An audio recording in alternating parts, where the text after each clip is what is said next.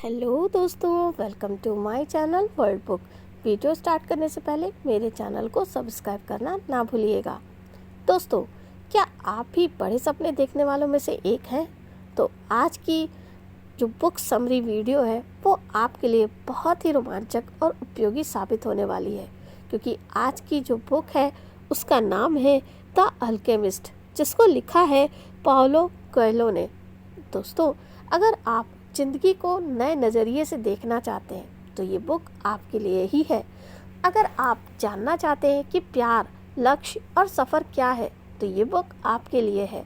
अगर आपको भी अपनी ज़िंदगी की उलझनों में नीरसता सी लगती है तो ये किताब आपके लिए है। दोस्तों, द अल्केमिस्ट बुक एक नावल है और इस नावल में एक भेड़ें चराने वाले एक लड़के के बारे में बताया गया है, जिसने खजाने को ढूंढकर बिना खुद का दिमाग लगाए बहुत जगह इधर उधर भटकता रहा। दोस्तों, अंत में उसका पता चलता है कि जो वो जहाँ रहता था वहीं पर ही उसका खजाना था।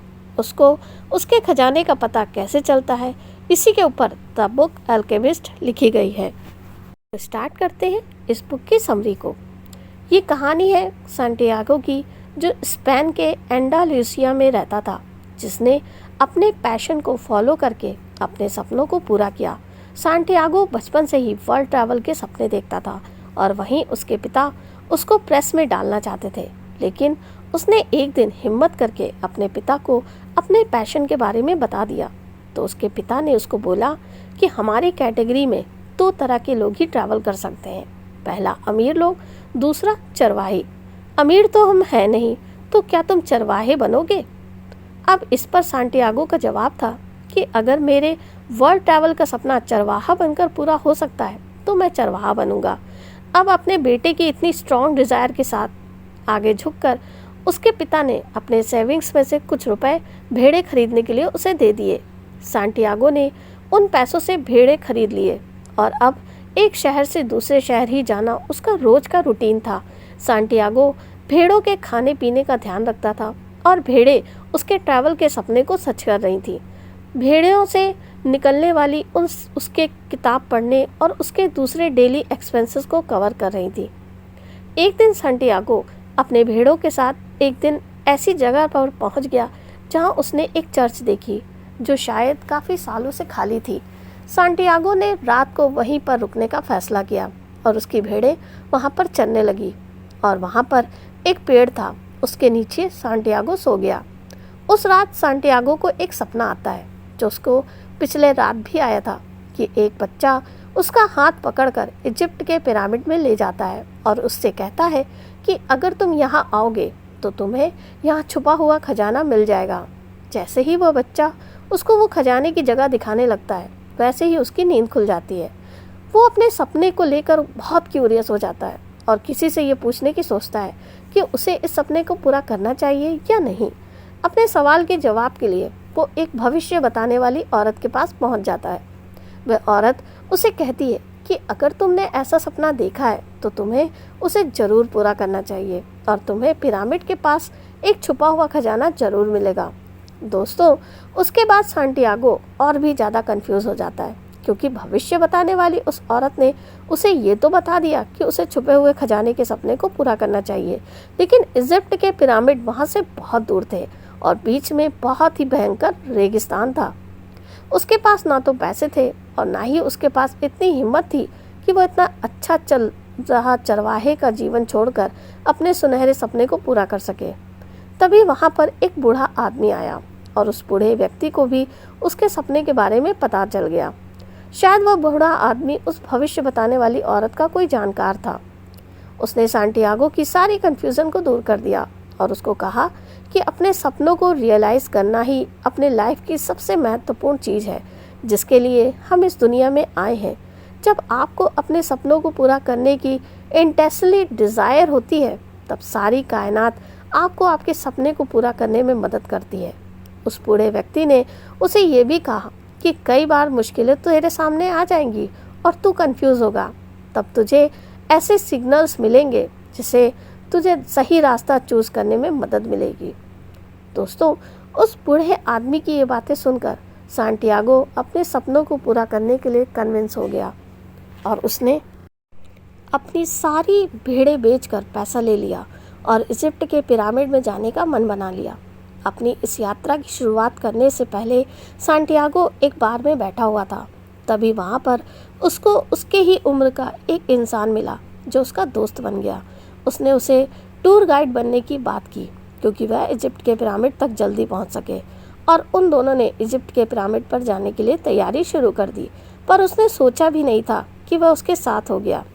उसके दोस्त ने उसे फंसाकर उसके सारे पैसे चुराकर भाग गया। अब सांटियागो फिर से बहुत परेशान हो गया क्योंकि अब उसके पास कुछ भी नहीं था, ना ही उसके पास भेड़ें थी और ना ही इजिप्ट के पिरामिड तक जाने के लिए पैसे थे। वो बिल्कुल होपलेस हो गया। फिर उसके दिमाग में उस बूढ़े आदमी की बात याद आने लगी जिससे उसके अंदर फिर से उम्मीद जग गई और फिर उसने फिर से कुछ ना होते हुए भी अपने सपनों की तरफ कदम उठाने का मन बना लिया क्योंकि अब उसके पास कुछ भी नहीं था। इसीलिए उसने क्रिस्टल मर्चेंट के पास काम करने का काम शुरू करा। उसने ये सोच लिया कि मेरे पास इजिप्ट के पिरामिड तक जाने के पैसे आने के बाद मैं ये जॉब छोड़ दूंगा और अपने सपनों को पूरा करूंगा। फिर 1 साल बाद उसके पास इतना पैसा आ गया कि वह इजिप्ट के पिरामिड तक पहुंच सकेगा। लेकिन अब उसका मन थोड़ा बदला बदला सा लग रहा था क्योंकि अब उसके दिमाग में 2 बातें चल रही थी, अपने सपने को पूरा करने की और फिर से भेड़े चरवाहा बनने की। फिर उसने सोचा कि चरवाहा तो वो किसी भी दिन बन सकता है, लेकिन क्योंकि उसको सब कुछ पता है, लेकिन उसने अपने सपने को पूरा करने के लिए 1 साल मेहनत की है, तो इसीलिए उसने अपने सपने को आधे रास्ते पर छोड़कर जाने का मन नहीं माना और उसने इजिप्ट के पिरामिड जाने का मन बना लिया। उसके बाद एक कारवां के साथ रेगिस्तान से गुजरने का काम शुरू किया जहाँ उसको बहुत सी मुश्किलों का सामना करना पड़ा। एक बार तो ऐसा हुआ कि बस उसकी मौत निश्चित थी, लेकिन कारवां में उसे ऐसे दोस्त मिले जिन्होंने उसको मौत के मुंह से बचाकर रेगिस्तान के इस सफ़र से बाहर निकाल दिया। इतनी मेहनत और इतनी मुश्किलों के बाद वह इजिप्ट के पिरामिड तक पहुंच गया जो उसने अपने सपने में देखे थे। लेकिन थोड़ी ही देर में वो फिर से परेशान हो गया क्योंकि उसे पता ही नहीं था कि पिरामिड के पास कौन सी वो जगह है जहाँ पर खजाना छुपा हुआ है।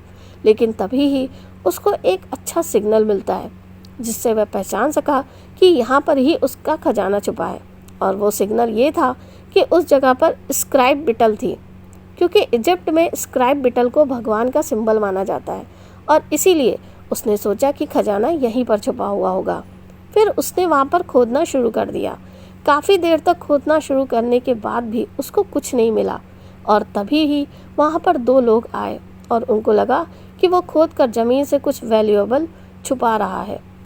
इसीलिए उन्होंने उसको जान से मारने की धमकी दी और कहा कि तुम जो कुछ भी ज़मीन में छुपा रहे हो वो हमें दे दो। तब सांटियागो ने उन्हें सब सच बता दिया कि उसे 2 बार सपना आया था कि इजिप्ट के पिरामिड के पास खजाना छुपा हुआ है, जिसकी वजह से वो अपना सब कुछ छोड़कर चला आया और खजाने को ढूंढ रहा हूँ। फिर उसके बाद उन दोनों ने अपने आप से कुछ बात की और उससे कहा कि शायद ये सच कह रहा है और इसके पास कुछ भी नहीं है, और वो लोग जाने लगे।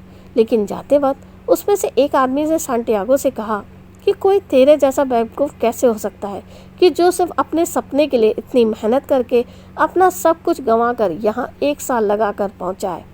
ऐसी बेवकूफ़ी दोबारा मत करना, क्योंकि ठीक इसी जगह मुझे भी 2 बार सपना आया था कि स्पेन में एक टूटी फूटी चर्च है, वहाँ पर एक चरवाहा और उसकी भेड़ें सो रहे हैं। वहाँ पर एक बड़ा सा पेड़ है और उस पेड़ के नीचे खजाना छुपा हुआ है। पर मैं तेरी तरह बेवकूफ़ नहीं था कि अपने सपने में दिखे हुए खजाने को ढूंढने के लिए इतना भयंकर रेगिस्तान को पार करके जाऊंगा।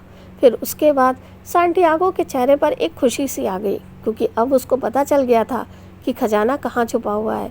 उसके बाद सांटियागो वहाँ पहुँच गया जहाँ उसने अपनी एक रात अपने भेड़ों के साथ बिताई थी और जहाँ पर उसे छुपे हुए खजाने का सपना आया था। उसके बाद सांटियागो वहाँ पर जाकर उस बड़े पेड़ के नीचे खोदने लगा और 2 घंटे की खुदाई के बाद उसको वह छुपा हुआ खजाना मिल गया जिसे वो इधर उधर ढूंढ रहा था। सांटियागो को खजाना वही मिला जहाँ पर उसको सपना आया था, जहाँ से उसने अपने सपने को पूरा करने की शुरुआत की हुई थी। दोस्तों, मेरे हिसाब से इस कहानी से हमें 3 बहुत बड़े और इम्पॉर्टेंट लेसन सीखने को मिलते हैं। खजाना वही है जहाँ आप हैं, लेकिन आपको बाहर जाना पड़ेगा ये समझने के लिए। दोस्तों, इसका मतलब ये है कि खजाना तो वहीं पर था जहाँ सांटियागो की जर्नी शुरू हुई थी, लेकिन वो उसे कभी ढूंढ नहीं पाता अगर वो अपनी जर्नी पूरी नहीं करता। दोस्तों, इसी तरीके से हमारी लाइफ में भी जब भी हम किसी भी चीज़ को ढूंढने की कोशिश करते हैं, तब असली खजाना वह नहीं होता जिसको हम ढूंढ लेते हैं। दोस्तों, असली खजाना वह होता है जो इंसान हम खुद अंदर से बन जाते हैं। हमारी लाइफ भी उस अल्केमिस्ट की कहानी की तरह है जहाँ पर हम अपने आप को तांबे से सोने में कन्वर्ट करते हैं।